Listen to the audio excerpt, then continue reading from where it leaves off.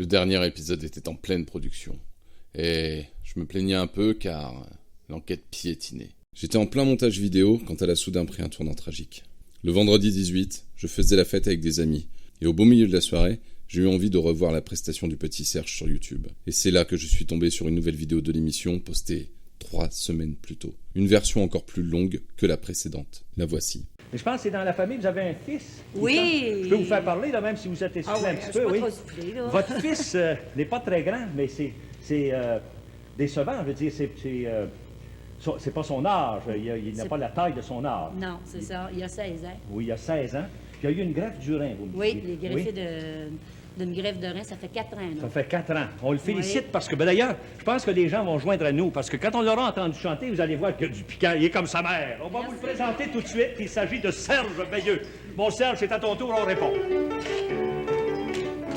C'est le docteur Guéritou qui a remède à tout. C'est le docteur Guéritou qui a remède à tout. Alors qu'est-ce qu'on vient de voir ? Eh bien, en quelques secondes, on en a appris plus que tout ce que l'on savait déjà. On découvre enfin son nom et son prénom. Mais surtout, on apprend de la bouche de sa mère que Serge est handicapé. Je ne sais pas exactement de quelle maladie il souffrait, mais il avait l'apparence d'un enfant de 10 ans, alors qu'il en avait en réalité 16.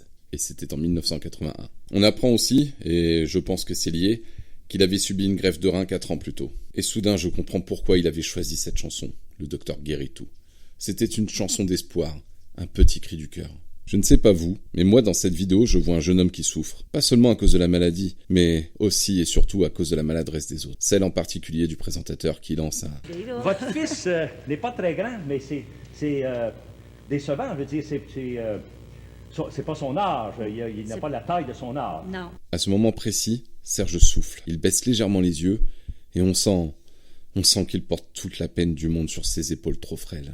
Mais c'est aussi là que l'on découvre son courage et sa résilience. Car en quelques secondes, il se reprend, relève la tête et entame avec assurance une prestation unique. Une fois la chanson terminée, eh bien le masque tombe. Il ne s'éternise pas, il tourne les talons et il s'en va. Au sens propre comme au sens figuré. Car en lisant les commentaires, j'apprends que Serge n'est plus de ce monde. Alors je veux pas y croire, je doute un instant, puis je me lance dans des recherches à l'aide des nouveaux éléments que je possède, c'est-à-dire son nom, son prénom, son âge et la date de l'émission. Malheureusement, tout me ramène au même point. Un avis de décès publié dans la tribune de Sherbrooke. Après une vie des plus extraordinaires et décédé paisiblement à son domicile de Sherbrooke, le 27 mars 2007, Monsieur Serge Veilleux, à l'âge de 41 ans. Je n'en crois pas mes yeux. D'ailleurs, ils se remplissent de larmes. Ma gorge se noue. Je ne pensais pas m'être autant investi dans cette quête. Je ne pensais pas m'être autant attaché à cet artiste incroyable. Ce sera donc très probablement la dernière vidéo, celle du mois de mai. Le mois de mon anniversaire et le mois de mes 41 ans, comme un clin d'œil du destin. C'est ainsi que je rends hommage. Pendant plusieurs mois, il m'a fait cogiter, m'a inspiré, m'a rapproché de certaines personnes et surtout, il nous a tous fait rire, il nous a émus. Et rien que pour ça, il mérite de ne jamais être oublié. Serge, merci pour tout.